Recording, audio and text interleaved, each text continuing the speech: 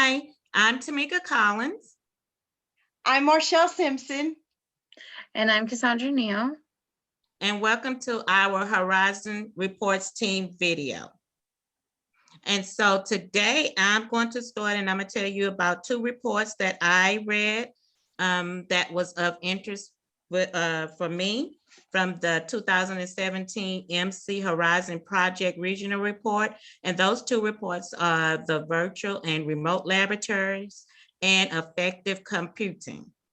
And so the first one is about virtual and remote laboratories. This was interesting to me because it's a movement that they're doing for education institutions to make the equipment and elements of a science laboratory available for learners 24/7. And so for the virtual science labs, I thought that will be for pre-K, the elementary students, so they're able to go and visit the laboratory virtual through websites.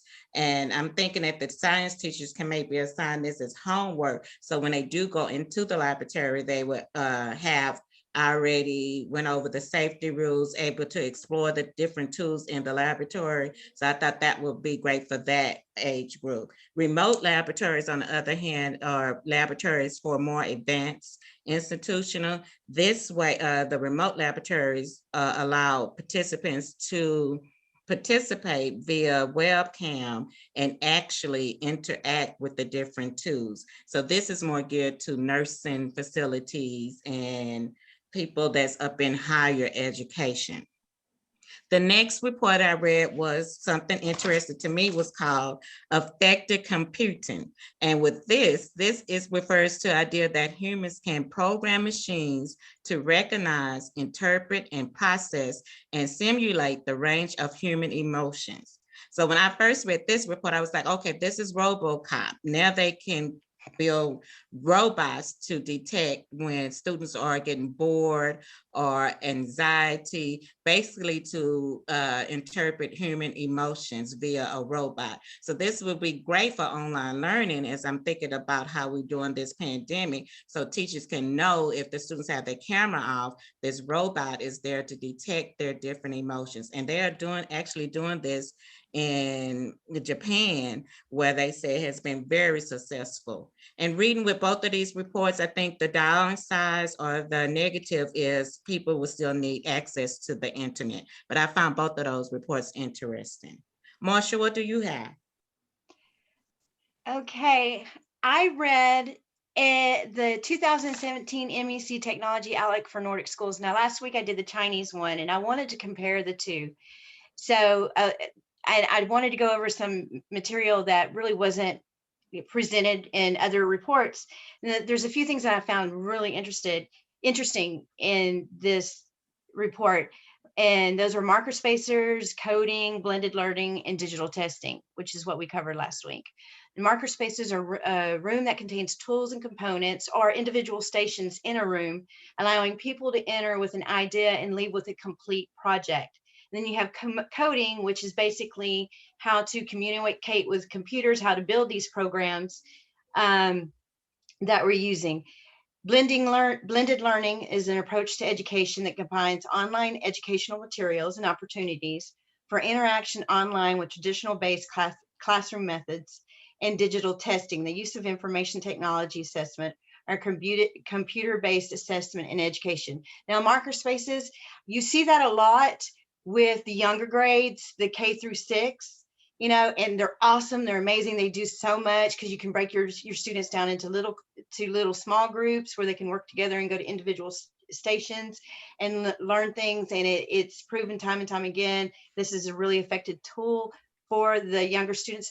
But you don't really see it that much in the older and higher education students, because now, especially in these rural schools and younger schools, you see a lot of just textbook and worksheets. They do get on in technology and in classrooms and, like Google Classroom and iExcels. But again, it's just, there's not these hands-on hands-on stations that these older students can work on. And it's proven one of the, the great learning tools is hands-on. And I definitely would like to see that more, the marker spaces in our older classrooms. And then coding, communicating with computers. What I really thought was like, wow, which blew my mind, is that they're talking about even in their first year primary schools, they're teaching these students in Nordic schools are teaching these first year, second year primary school students coding abilities. I'm like, wow, that young, but it's proven it. They're showing that it's effective for these younger students. And that really blew my mind. And I would love to see that here. I don't know how long in the future that would be for our students, but that really, to be competitive, we need to step it up. Blended learning. Again, you're seeing the blended learning a lot for the older students. You know, I'm actually in a few school districts in Goose Creek. I'm not sure about other school districts. They're letting the students work from home on Fridays now. And so they go to school, the younger students, the elementary and the junior high, they go to school Monday through Thursday, and then Fridays they are spending at home working, you know, and I know that can be hard for some parents because they use school as childcare facilities, especially for your younger students. So I would like to see the long-term benefits, what the long-term benefits, so that is shown here now, what it would be, this blended learning for our younger students. I'm really interested to see that. And it didn't really cover that. I mean, as far as Nordic schools are seeing it, but for here, I'd like to see that. And then digital testing. They've talked about putting the state exam STAR on digital, on computers for years now. They haven't done it yet, or not in the rural schools that, you know, where I teach, but I think that would be such a great use. It's because not only is it easier for the students, you know, with that digital, that technology there, you get immediate assessment summaries, immediate, and which is helpful because, you know, you don't have to wait 2 or 3 months to find out what your results or these kids are, because there are kids out there who have to retake the STAR and or have to go to summer school and retake the STAR. With this, with the immediate feedback, you know right away what students are having issues and what are not, and what needs to be worked on. So I think digital testing, we need to more and more, and I think that the state needs to get on board with that. And I know there's been issues with, oh, it's too easy for them to cheat if they get online. But like us, we have the download the browser lockdown. It keeps us from cheating. The states can do the same thing. I think it's right now, it's a matter of money versus anything else, why the states haven't done it yet. So in summary, I think that as far as IST standards are, this report was really great, you know, because it talked about students as creators and how these new programs, you know, these technology programs and the 3D printing and the games like Minecraft EDU, which I knew about Minecraft, but I didn't know about EDU, and OneNote, how it's allowing the students to become creators. And even so far as older students can create tests and games for younger students to work on. And I think that's an amazing idea, is teaching these kids to think outside the box, creative thinking. Data-driven learning and assessment, definitely this report covered that. Redesigning classrooms, you know, creative communication, authentic learning, and it definitely talked about teaching complex thinking. So thinking outside the box. The one thing I was most concerned about was how students might, because there's so much information out there, so much technology out there, that students would get lost, especially our younger students. And in the report, it talked about a Sterlison for IT learning. EDUCAUSE was, they were creating classrooms and campaigns and stuff to teach safe navigation of the in digital society. But I tried to research this Sterlison for IT learning, and it was all, I think, in Dutch. So I didn't get really a lot of information that, but I would like to see if we in America had pretty much the counterpart of that. If they have kind of like workshops and campaigns and anything where that we can get our students involved in, that help us teach them, or teach, you know, to teach them safe navigation of digital society. So as far as the ITSE standards, I think that the standards that were mentioned this week, definitely this followed those standards. How about you, Cassandra?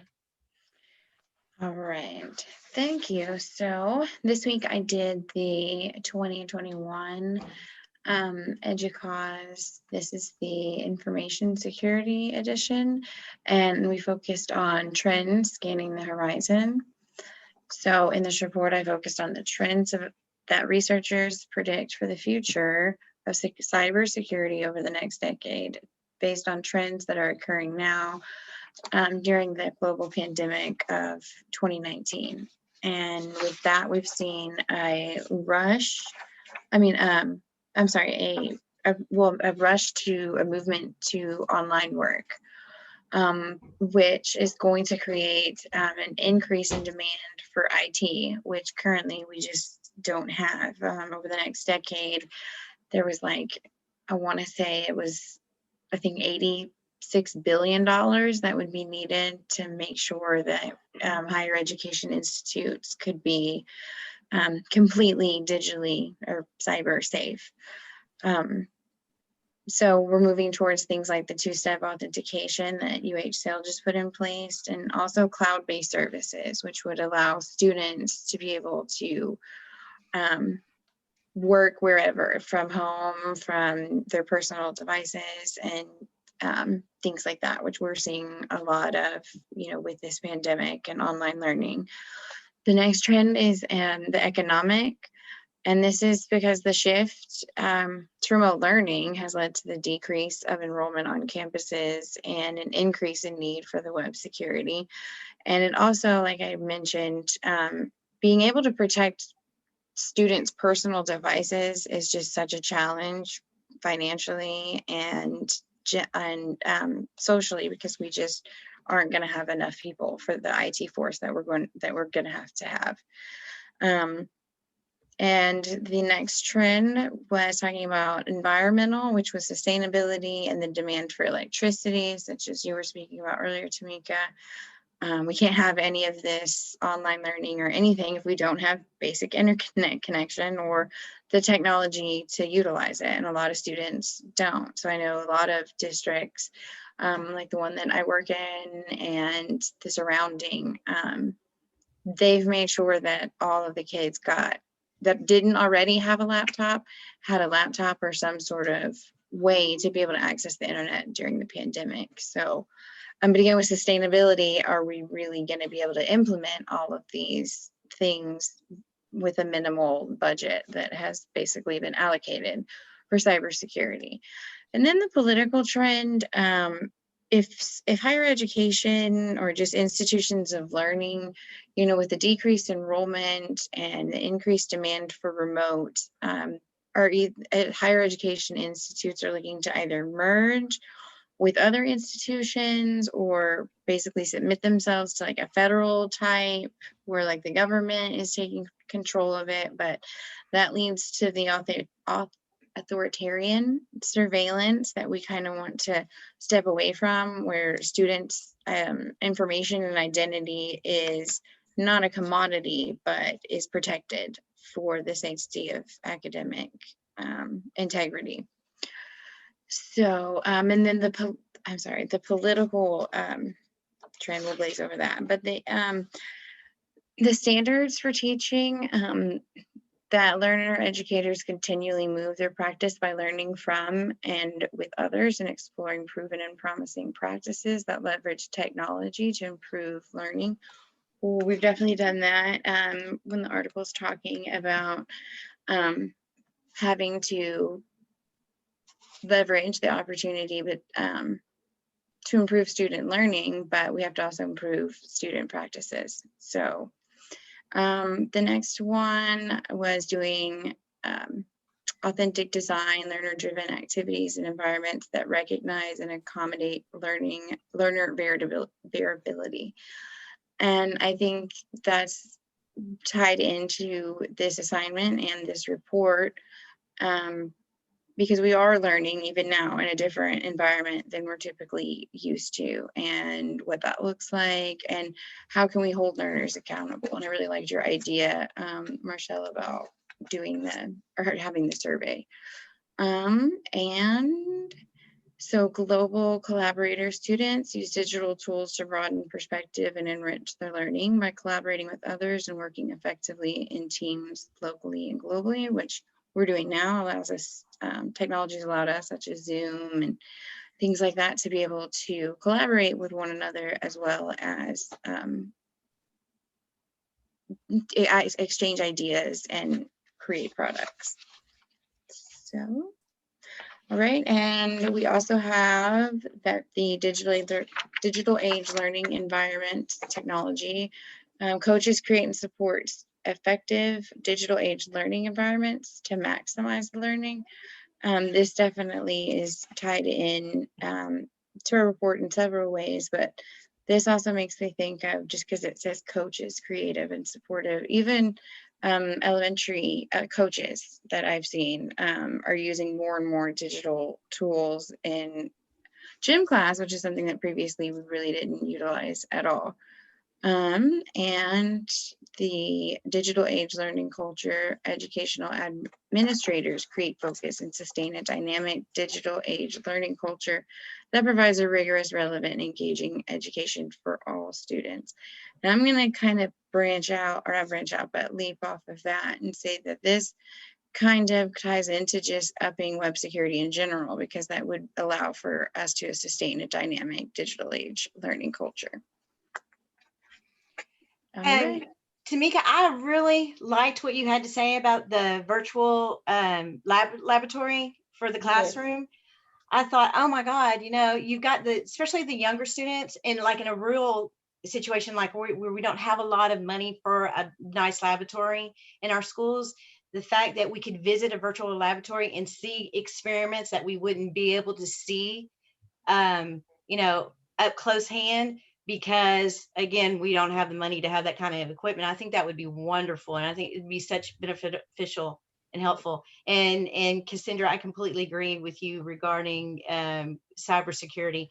I mean, 86, is that what you said? $86 billion? Yeah. Oh my God, that blew my mind. Yeah. The fact that there's just no way, because our schools are so underfunded now as it is, where would we ever be able to come up with that kind of money? And it's scary because we need it badly.